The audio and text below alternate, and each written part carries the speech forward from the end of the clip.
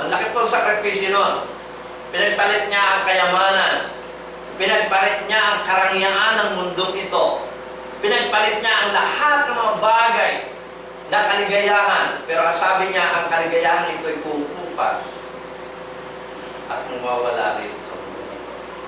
Kaya nga, si Moses, talagang naging faithful sa Diyos at nagsilbi sa Diyos ng tapat bilang servant lamang, ngunit ang ating Panginoong Kristo ay nagsilbi bilang builder of the house.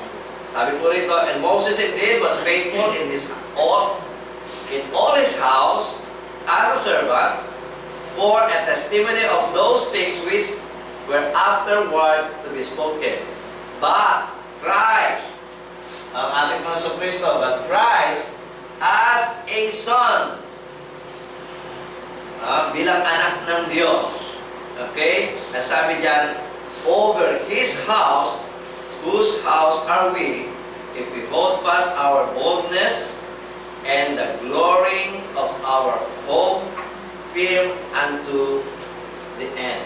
So, makikita natin, ang pagkakaiba ngayon ni Moses, bakit siya merong more glory and more honor ang pagkakaiba po ng ating Panginoong Kristo kay Moses, kung bakit siya meron pong more glory and more honor kay Moses, ay si Moses po ay servant lamang at parte lamang ng bahay, samantalang ang ating Panginoong Kristo, siya po ay builder ng bahay, at siya po bilang anak ng Diyos, siya po mismo ang siya po mismo ang head over the house. Okay? Kaya kami mabasa tayo sa banal na kasulatan, di ba? Siya ang ulo ng katawan sa mga tuwid bagay ng iglesia.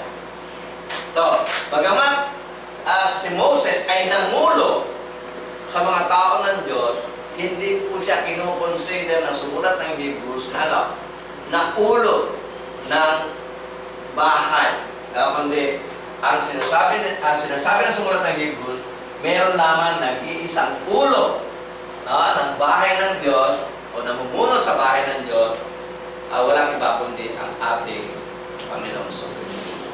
Kaya sinabi ito na sumulat ng Hebrews sa mga sinusulatan niya, yung mga sinusulatan po ay nag-lose faith na po sa kabila sa kanilang mga nararanasang mga paghihirap nang mula nang tanggapin nila ang ating Panginoong Kristo at muli silang gustong bumalik kay Moses. Kaya nga ito ay pinakita na kung babalik kayo kay Moses, nagkakamali kayo sapagkat si Moses ay naglingkod lamang sa bahay niya, ngunit ang ating Panginoong Kristo, siya mismo ang nag-build ng house at siya mismo ang head of the house. Okay? At pansinin po natin, isa lang ang pinag-uusapang bahay. Nakita niyan? Isa lamang pag-uusapang bahay. At ang bahay na yan, sabi nga po rito, but Christ as a son over His house, whose house are we. Okay? At tinutukoy na we dyan yung mga member ng church. Okay? Ang sambahayan ng Diyos ay ang mga member ng church na kung saan si Kristo ang kanilang pinuno at si Kristo ang nagtayo, ngunit si Moses ay naging parte lamang ng bahay ng Diyos. Kaya malaking question mark yun member ba si Kristo ng church ng ating Panginoong Kristo? Member ba si Moses ng church ng ating Panginoong Kristo o ng bahay na kanyang tinayo? Kapag ayon po sa sumula ng Hebrews, makikita natin isang bahay lang po ang itinayo ng ating Panginoong Kristo at ipinakikita niya na si Moses ay parte ng bahay na ito. Okay? Parte ng bahay na ito. So, ito isang malaking question mark na ibig sabihin, kinakailangan natin i-research ang mga bagay nito na nireveal ng sumulat ng Hebrews. At kung naman, titignan po natin ang pagkakahula Panginoon Kristo, tunay nga na siya mismo ang builder of the house. Babasahin natin ito sa 2 Samuel chapter 7 verse 11 to 13. Makikita po natin tunay nga na ang ating Panginoon Kristo bilang Christ. Ibig po sabihin ng Christ ay King, the anointed King. Okay, bilang King, siya po ang magtatayo ng bahay para sa Panginoon. Sahin po natin dito, sabi po naman ng kasulatan ay ganito. So, 2 Samuel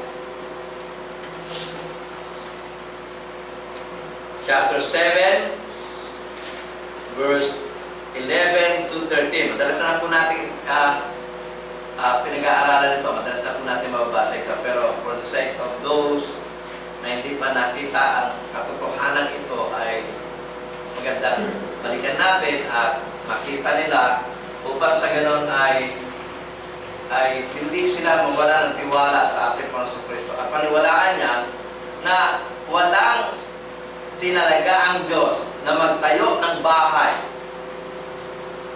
kundi ang ating Panginoon Kristo. At mapapatunayan natin, yung bahay na sinasabi dyan ay ang Iglesia ng Panginoon. Yung bahay po kasi isa lang po yan. No?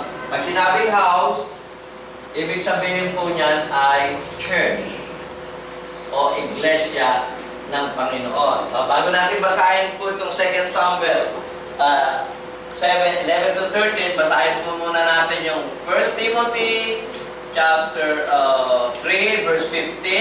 Ganito po ating mabasa para magbigay linaw sa atin bago natin basahin ito.